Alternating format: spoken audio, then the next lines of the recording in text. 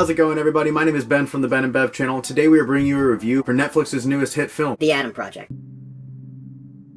The Adam Project is a sci-fi action drama directed by Shawn Levy and starring Ryan Reynolds, Walker Scobell, Jennifer Garner, Zoe Saldana, and Mark Ruffalo. An absolutely astounding cast for the creative duo that brought us Free Guy, a movie that if you haven't seen it is definitely a sleeper hit from 2021. It's gained a lot of traction over the last few months as it's finally reached streaming on both Disney Plus and HBO Max right now. It's a really great movie that dives into the life of an artificial intelligence that gains sentience, who Ryan Reynolds plays. And The movie did a really great job of balancing themes of both action, comedy, romance, and even a slight in-depth look at artificial intelligence sci-fi to some extent. Probably the best video game movie that's ever been made, and though it isn't based off a particular game, it's familiar enough that it really brings you into that environment. So when I heard that creative duo is actually going to be bringing us a new movie for Netflix this year, let's go! The Adam Project is about a guy named Adam Reed who is both a futuristic time travel jet pilot and a 12-year-old boy who's getting his ass beat in high school. He crosses these two timelines together pretty early on as both past and future versions of Adam need to help each other out on a mission to save the future, or at least prevent the future from getting altered by someone in the past if it hasn't been altered already. The whole time-hopping angle adds for a really interesting plot line and a really high sense of stakes for these characters, and it's really cool to see a future and past version of a character meet, as one character has grown years from this point and his new traumas have kind of turned him into a more approachable man who looks back on his past as a time he wishes he could change, and the young version really just wants to get to the point that this future version is at. Interesting dynamic between the two is they kind of butt heads even though they are really the same person. I thought Walker Scobell did a really great job of embodying the bordering on irritating Ryan Reynolds energy, and Jennifer Garner did a absolutely great job as the mom in both the past and future sequences of the film. She encapsulated the caring mother who is going through having a hard time raising a really difficult teenager, and it's really touching to see her and Mark Ruffalo on screen together again after 13 going on 30. It's the reunion you didn't know you needed, and the payoff for it at the end of the film is absolutely outstanding. Cast did a really great job with the smaller budget movies. It does take place mainly in future and past sequences in this house, minus some really cool space battles and futuristic fight scenes with these double-sided spears and these incinerating blasters. Gonna turn everything into time dust or stardust, some type of cosmic energy. I think these people are definitely getting blasted into oblivion, though. And while Free Guy was like 80% a Ryan Reynolds movie with a hint of sci-fi, loads of comedy, this movie's only about 30% a sci-fi movie with a lot of comedy, but a whole bunch of heart. The central plot lines about the different versions of you in past and future, having different perspectives about your parents and how time has really changed you or will be changing you, and how your optimism for life and your overall look at things can be completely different, and it's almost therapeutic for the past and future version to talk to themselves and kind of bounce ideas off one another, and you get the best of both worlds. And the older one can hand down a lot of his experience and explain all of his regrets so he can prevent the younger version of himself from making those same mistakes. Now the whole movie does act on this concept of they don't know what exactly they are doing to their timeline. They're doing all these things that are breaking all the rules, meeting past versions of themselves, going back to meet their parents, meeting future love interests. Everything about that is against the rules of time that they established, but no one knows what consequence can happen. There's a pretty big twist in the middle where you realize comes to all of the time manipulations, where you kind of realize things aren't exactly as they seem, or they haven't really been since the beginning of the movie. And from that point the action completely kicks into overdrive when you get into that third act. It's a really satisfying final set of fight scenes, and I thought the really gentle, emotional 20-minute crawl at the end was really nice. At the end of the day, Ryan Reynolds tried to disguise it, but this is really just a emotional drama slash romantic comedy disguised as a sci-fi movie. I'm not mad about it. It really spoke to me. I really liked all of the therapeutic conversations, whether it's between past and father, or father and future, or future and mother, or future and past mother. I mean, there's just a lot of different moments that are those things where when you hear them, you like make you look at your own life and think, man, if you could go back in the past and change the way you've done things before, how would you do it? And the movie did a really great job of playing with the idea and the different outcomes and side effects of that, all while adding in the action-adventure theme, having almost a family movie feel with some romantic underlying tones, as well as some questions on the humanity and morals of time travel and science in general. Intriguing concept, handled in a very lighthearted and digestible manner. It's definitely going to be getting the waterworks going by the time you get to the end of the film. And that really brings us to a close. Everyone was great in the movie, from Zoe Saldana to the brief appearances of Mark Ruffalo to Ryan Reynolds in the lead. Walker Scobell was a great younger version to Ryan Reynolds. I can't drill that in enough. The superhero landing scene was absolutely hilarious. The very fourth wall style jokes that kept the brevity of the movie up while the action and intensity of emotion moved the central focus of the plot. Sci-fi action was handled eloquently, and the soundtrack was really good too. The violins swelled at the appropriate moments when it needed to be emotional. It was lighthearted when it needed to be. And the 70s and 80s rock songs during some of the best fight scenes were outstanding. Super fun movie with a really great emotional pull, one that would be great for the whole family. Definitely one you don't want to miss. Check it out on Netflix as soon as you can. And now that I know that this creative team is actually going to be bringing us Deadpool 3,